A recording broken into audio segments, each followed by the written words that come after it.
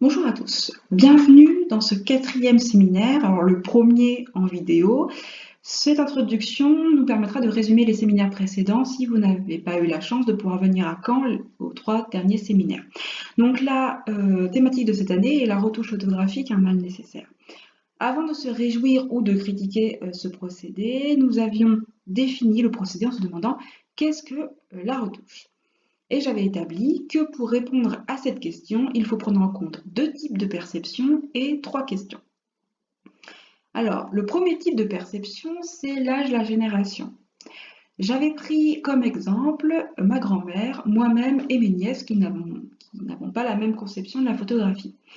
Ma grand-mère prenait des photographies au 1er janvier de la famille avec son appareil photographique argentique et décorait ses nombreux albums photos tout au long de l'année.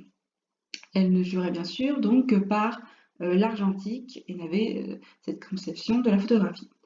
Moi-même, étant née après la chute du mur de Berlin, j'ai eu mon premier appareil photo à l'âge de 18 ans en numérique et donc je suis la génération qui a vu naître la photographie numérique et qui s'en est pleinement emparée, même si cette génération a connu aussi la photographie argentique. Par exemple, moi j'ai eu un petit appareil photo jetable Kodak jaune, ça rappellera sûrement de nombreux souvenirs à certains, et j'avais eu la chance de pouvoir, avec ce petit appareil photo jetable, photographier le musicien Count Basie au festival de jazz de Hyères dans aux alentours des années 98. Donc, je suis quand même une génération qui a connu un peu l'argentique, mais qui est plutôt numérique.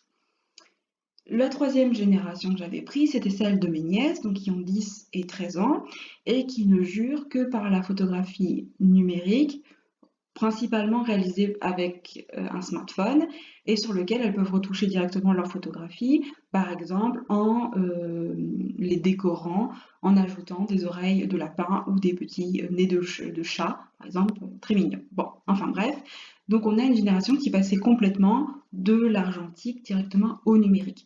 Et bien sûr, cette conception de la photographie qui va changer en fonction de votre âge et de votre génération va changer votre perception de la photographie, bien sûr, mais surtout la perception de la retouche. Et donc, c'était à prendre en compte dans la définition que nous allions donner de la retouche. Le deuxième type de perception, c'est le type de photographie.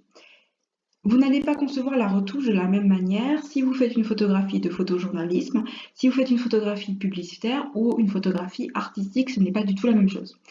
Le photojournaliste, vous n'allez pas accepter que vos journaux préférés retouchent les photos des photojournalistes et pour coller par exemple à leur texte différemment. Ça ferait totalement scandale et ce n'est absolument pas accepté.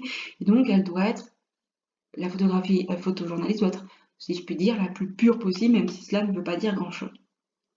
Pour ce qui est de la photo publicitaire, j'ai mis cet exemple. Alors, je ne dis pas que ces photos sont retouchées, j'ai juste pris ces exemples parce qu'ils sont très connus et qu'ils vont être facilement assimilables pour tout le monde.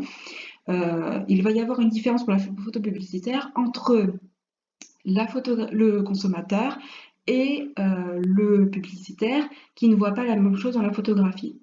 Le consommateur va, ou la consommatrice en l'occurrence, va s'assimiler aux affiches publicitaires et c'est à cause de ça qu'il y avait eu un certain nombre de scandales ou du moins de critiques puisque on a des corps parfaits, des visages parfaits et ça ne correspond pas tout à fait avec la réalité. C'était ça qui était critiqué parce que le consommateur ou la consommatrice veut ressembler un peu à ce qu'elle voit et avoir le même rendu, si je puis dire, avec le maquillage, avec bon, le parfum, c'est autre chose, mais on a cette idée du consommateur.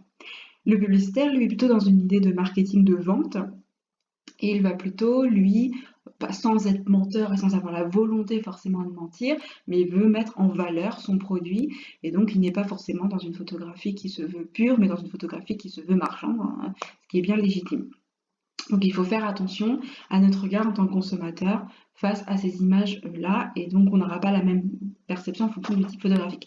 Pour ce qui est de la création photographique, là dans l'art, la photographie d'art, là elle est pour moi totalement acceptée puisqu'elle permet la création, et c'est un petit peu le postulat que je pose dans ce séminaire, c'est qu'elle permet la création et la créativité. Donc je ne vois pas, il n'y a pas de tromperie, donc selon moi, hein. Elle est tout à fait permise selon mon idée.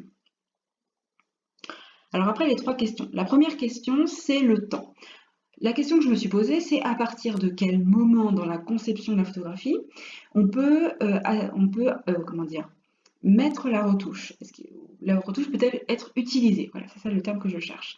Donc, à mon avis, à partir du moment où la photographie est dans le boîtier, si je puis dire, de votre appareil, elle est faite, si je puis dire, enregistrée, dirons-nous, elle peut être retouchée. Donc, j'avais posé la question du tirage. Est-ce que pour vous, et je sais que pour certains ce ne sera pas le cas, elle constitue un élément de retouche? Par exemple, quand on regarde les tirages de Richard Avedon, Hairless and Biker, dans son blog, explique bien que Richard Avedon lui demandait de faire des tirages et refaire des tirages et refaire des tirages pour avoir la meilleure image possible. Et du fait que l'on touche à la photographie pour avoir le meilleur tirage possible, est-ce que cela peut être assimilé à de la retouche ou du moins à une correction de l'image ou un travail sur l'image? C'est toute cette nuance-là, pardon, qu'il faut voir quand on étudie la retouche. La deuxième question, c'est la technique. En fonction de la technique photographique que vous allez employer, la retouche n'est pas la même, je disais tout à l'heure, avec les générations. L'argentique, le numérique, ne propose pas les mêmes types de retouches et la même conception de la retouche. De même, pour les types plus anciens, comme la photographie sur papier ciré, par exemple, que Gustave Le Gray découvre dans les années 1850, ce n'est pas la même chose que la retouche sur la photographie vert ou sur le daguerréotype, ce qui était déjà le cas, mais ce n'est pas la même retouche. Pardon, excusez-moi. Donc enfin, la troisième question, c'est la création. Quand vous allez, et c'est un petit peu mon propos, quand vous allez faire votre photographie, certains photographes, alors je parle du photographe qui est quand même déjà bien entraîné dans la technique, pas forcément la personne qui va juste faire des petites photos de vacances, même si elle peut avoir de nombreuses qualités et de nombreuses compétences. Pour ce qui est du photographe, quand il va faire sa photographie, il va déjà penser ce que vous appelez malencontreusement la post-production. Et donc, par exemple, il va faire un paysage ou un élément du paysage et il va penser que ce serait très bien en forme de carré. Donc, votre photographie, elle est déjà pensée pour être retouchée, c'est-à-dire en fait selon un carré. Par exemple, c'est un exemple. Donc, la création est aussi une question qu'il faut se poser dans le processus de retouche et dans la question de la retouche. Mais elle peut intervenir après la photo. Par exemple, Julie Cockburn, qui était une photographe que j'ai découvert à la FIAC cette année, qui, elle, prend des photographies et vient mettre dessus des éléments pour la création artistique. Alors là, c'est un exemple qui va assez loin, si je puis dire, puisque là, on colle sur la photographie. Mais donc, toute la création, alors on peut faire une photographie en ayant pensé déjà ce qu'on va faire avant. Et donc, la création est à prendre en considération pour la question de la retouche. Donc c'est toutes ces questions-là, sans forcément de donner de réponse sur ce qu'est la retouche, mais c'est toutes ces questions-là qu'il faut avoir en tête lorsqu'on étudie la retouche. Le deuxième séminaire, je me suis posé la question de la photographie telle une menteuse, parce qu'avant de critiquer la retouche et de dire elle fait mentir les photographies, puisque c'est ce qu'on entend le plus, est-ce que la photographie n'est pas une menteuse elle-même? Et là, la perception va avoir énormément d'importance. Par exemple, j'avais pris cette photographie de Samir Hussein qui montre la famille royale d'Angleterre qui arrive à l'église de Sandringham le 25 décembre 2018.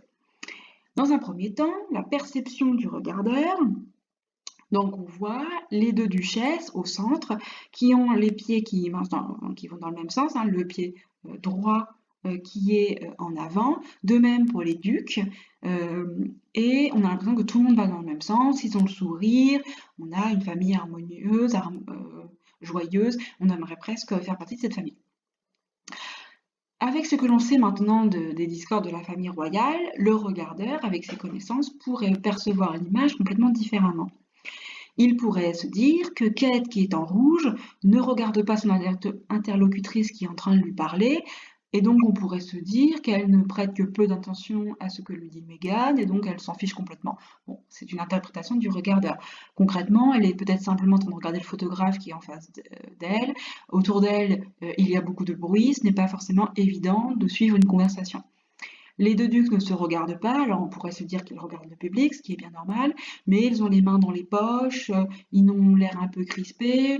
Le prince Charles qui est devant a les mains dans les poches, la tête baissée, bon, il n'a pas l'air très joyeux. Oh, c'est peut-être un moment de la photographie, donc il ne faut pas. Voilà. Donc tout ce que je voulais montrer par cette image, c'est que la perception du regardeur est très importante dans la photographie. et qu'en fonction de ce qu'il sait, de son vécu, c'est comme une œuvre d'art, hein, il va voir différemment la photographie. Donc est-ce qu'elle est une menteuse? Oui et non, mais en même temps, la perception du regardeur a beaucoup à voir avec la vérité ou non de la photographie. Donc c'est déjà à prendre en compte avant de critiquer la retouche. Le troisième point, c'était donc la retouche a-t-elle toujours existé? Alors oui, la retouche a toujours existé puisque nous avons des exemples de daguerréotypes. Donc c'est le premier type de photographie sur plaque métallique inventé par Louis Daguerre et dont le député François Arago va vanter les mérites au mois de juillet 1839 à la Chambre des députés, parce qu'aujourd'hui à l'Assemblée nationale en fait. Et donc on avait déjà, on colorait les daguerreotypes. Donc dès le début, dès le 19e siècle, la retouche existe. Donc il ne faut pas croire qu'on a inventé ça avec le numérique ou au 20e siècle. Non, non. Depuis le début de la photographie, la retouche existe. Et d'ailleurs, les photographes vont s'en servir de la retouche. Ce débat, qui existe depuis le début, va servir les photographes à toucher le grand public et à faire découvrir le médium photographique au grand public. En effet, au début, on s'intéresse beaucoup à la technique et tout ce qui était donc chimie, la fixation de l'épreuve, etc. Mais on a besoin de faire parler la photographie et la technique, ça n'intéresse pas le grand public.